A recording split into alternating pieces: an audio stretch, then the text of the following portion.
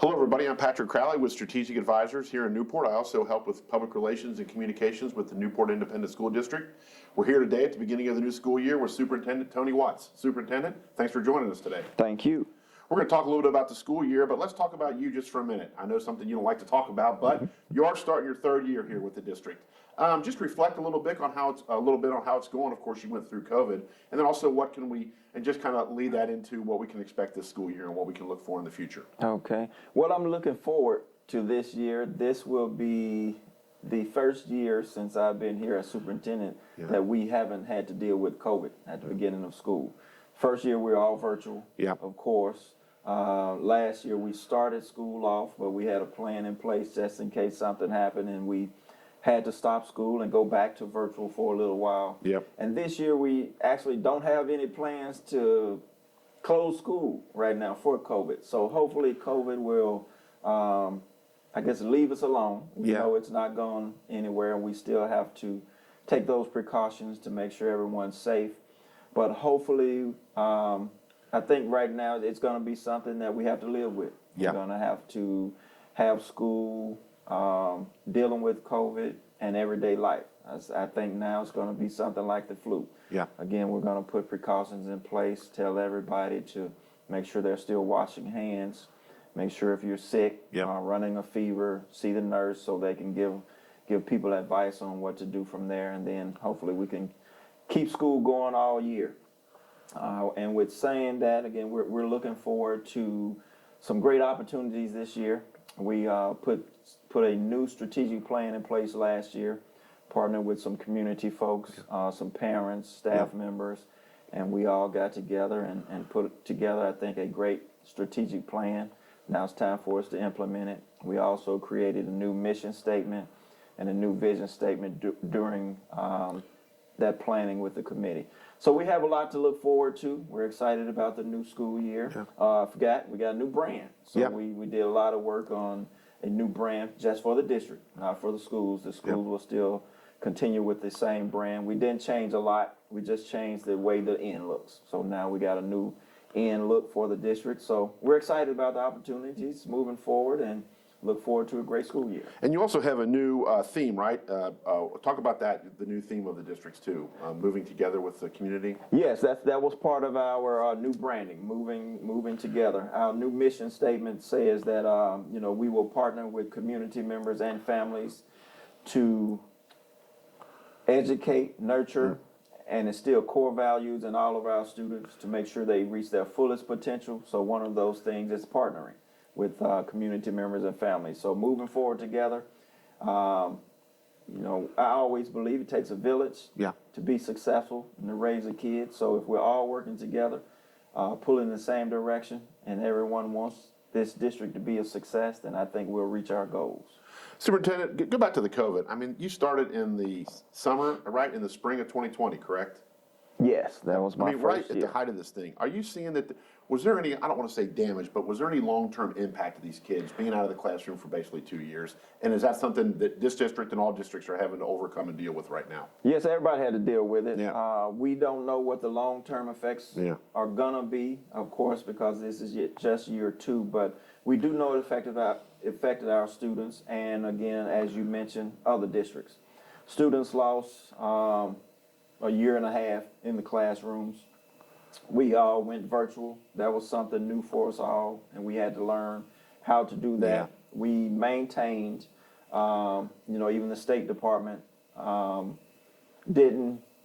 got a waiver on test scores during that time because they knew it was going to impact students and didn't want, schools to get that negative hit on test scores and the academic piece. So it's going to affect us. Right now we're playing catch up, so we're trying to put some things in place to help our kids bounce back from missing that year and a half that they missed.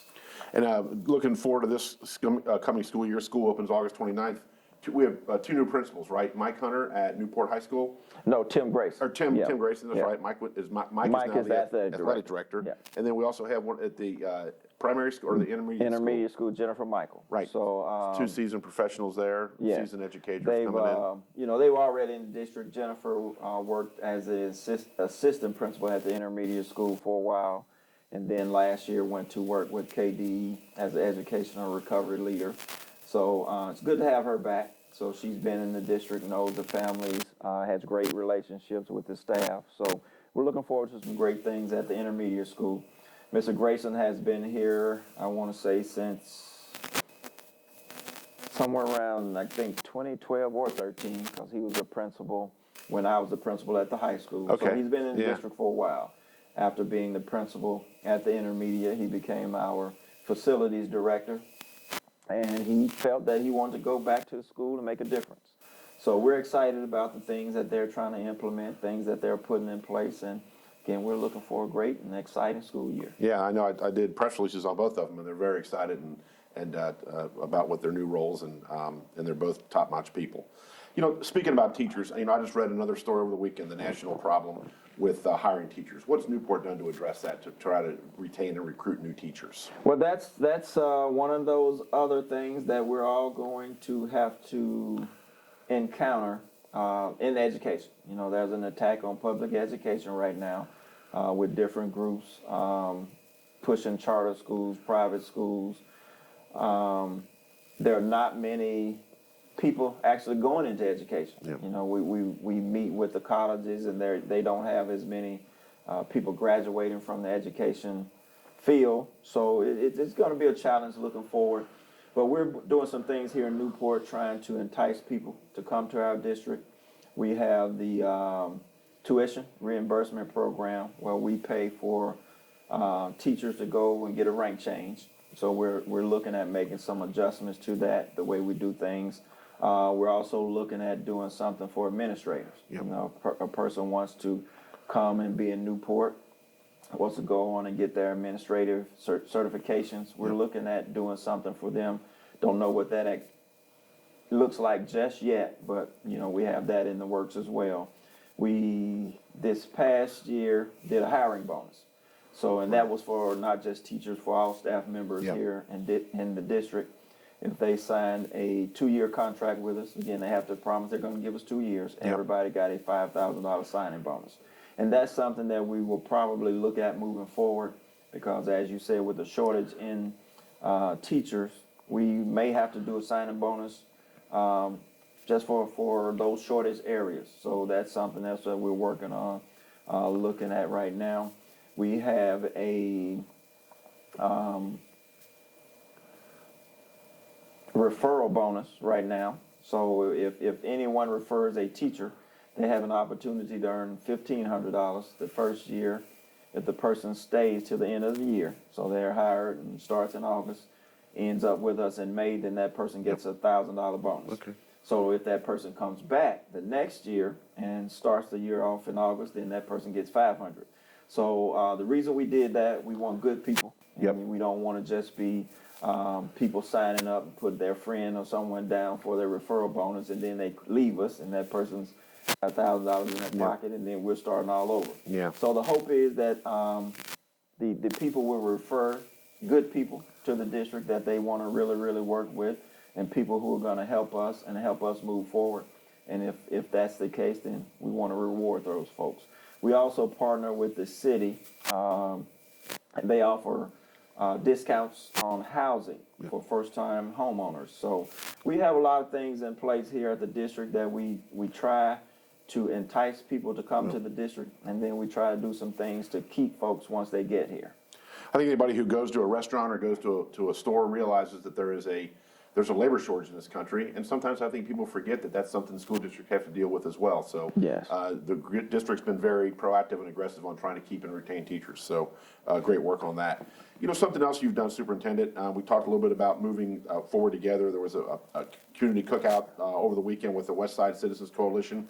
You've also been promoting a new group, Men Making a Difference. Talk about that organization. Well, again, we want to partner with the community and get as many folks involved as possible. And again, we believe if we're all working together and the kids understand we support them and want them to be the best that they can be, then we're going to achieve our goals. Mm-hmm. The Men Making a Difference group is something that we're patterning after the Dads on Duty in Shreveport, Louisiana. Yep. Back in the fall of last year, they were having some issues at the schools, a lot of fights and things, and a group of men got together and said, we want to do something about that. So they started a group where they just go out and volunteer and be a presence in the school, talking to the kids, Yep. showing the kids that they support them, and that reduced those violent incidents tremendously. So I just read an article this morning about how much progress that they've made, and their goal is to see if they can get as many men across the country doing this kind of the same things that they did. So after I saw that story, and I guess it was back in October when I first saw it, I met with a lot of men around here in our community, and we talked about starting the group. We didn't get to do it last year because about the time we started meeting, COVID hit us again. Yeah. So I didn't want to put too many folks in the school buildings at that time because of the COVID. But we're excited about the opportunity this year. We had a meeting, I guess it was a couple weeks ago, and we came up with the name Men Making a Difference. Yeah. We'll have another meeting this week, and we're gonna have some shirts, and the goal is to get as many folks involved as possible. We're gonna be focusing on mentoring the students, doing some after-school tutoring, sometimes maybe before school. So whatever a person can do, anytime that they can volunteer or donate, we appreciate it. Could be once a week, could be an hour a week. Yeah. So, but again, we're not gonna deny anyone that wants to make a difference, and we're just asking everybody in the community to reach out and help us move forward. Yep, that's a great program. Good luck with it. And we'll be putting out some press about that as well in social media posts that people can learn more about it. A community group recently issued a report about the schools. What was your reaction to that report, and then how's the district and the board working with that group on some of the suggestions they've made? Well, the first report was out, I guess, came out in 19, and I started in 20. So 20, we really didn't get a chance to do much with it then. We took the report, and there's not much in the report that we disagree with, especially the academic piece. That was my main focus area when I started in 20, is we got to do better. So we don't disagree with anything there.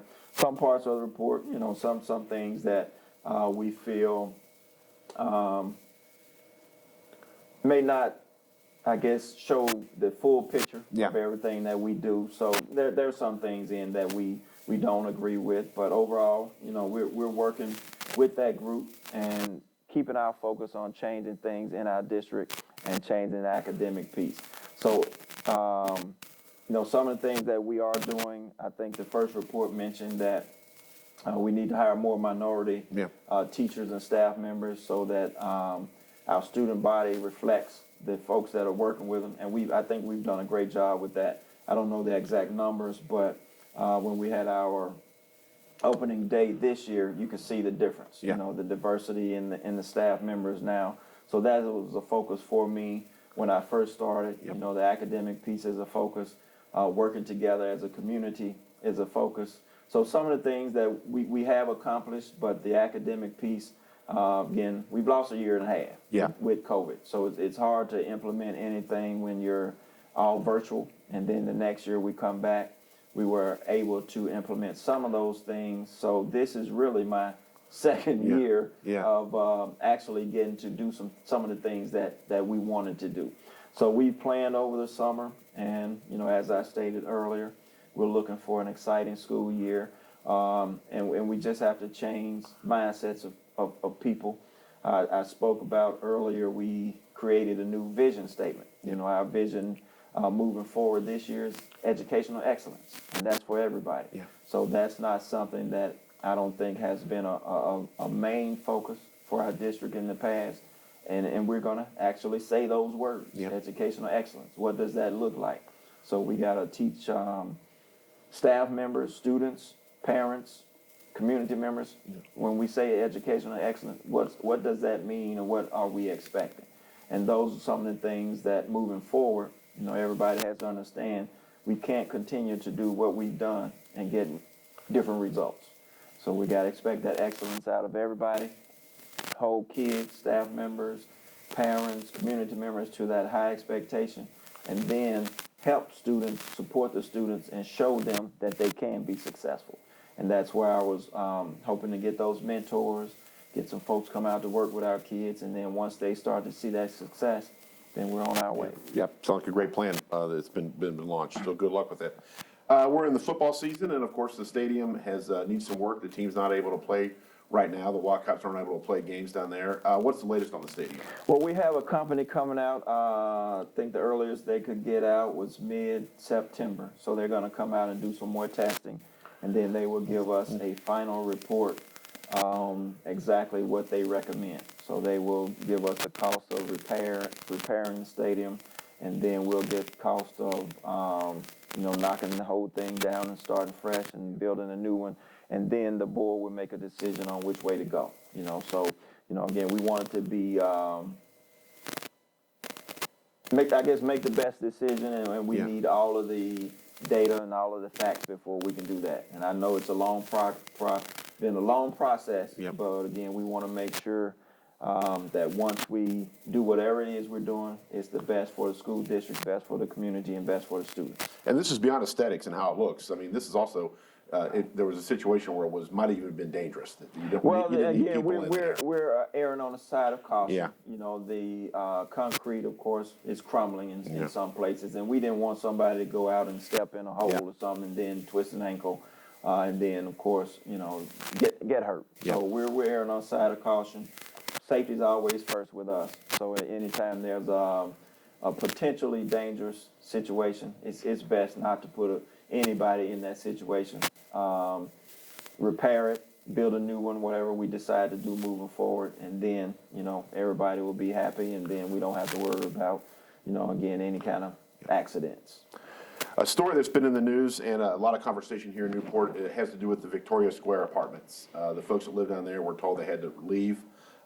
There's been a lot of outreach now from social service agencies, the cities, others, but the school was right on top of that. I think the first day the school came out and said, we're going to try to help these families that are being displaced. Talk about a little bit about how the school is helping that situation. Well, we're doing everything that we can in our power. Of course, I wish we could build a new facility and put everybody in it, but of course we can't do that. But we're doing everything we can, working with the outside agencies, trying to direct folks to those people who can help them, helping them research, again, anything that we can do and we can think of to help them, we're trying to do. As far as the students go, we're trying to do our best to keep those students here if they want to be, continue to be Newport students. So we're, working with them, trying to work with other districts if they're close by, providing transportation if that's the case. So again, it just depends on where they go, if they're close to us, and if we can help in those ways. But anything we can do to help folks, we're trying our best. All right, before we wrap up here, tell us something we don't know about the Newport schools. Well, again, this is year 3 for me. Yeah. We're excited about the new year. We got a new brand, we got a new strategic plan, new vision, new mission statement, starting our men's Making a Difference group. We want to be involved in the community, want to create those relationships. We want folks to reach out to us anytime there's an issue with anything. Give us a call. Yeah. We'll work through some things. We just want to be the best we can be. That was my goal when I got here. Nothing has changed. Yep. The board is behind us. They're supporting everything we do, and everybody wants our kids to be successful. That's number one. If everything that we've done this past year with the strategic plan, with the new mission, new vision, new brand, if the kids aren't being successful, it's all for nothing. So that's my goal. That's the board's goal. I think that's every staff member's goal, is to make sure our kids are successful, and Newport Independent School District is the best district it can be. All right, well, you're certainly on that path. Superintendent Tony Watts, thanks a lot for the time. I'm Patrick Crowley. Have a great day, everybody.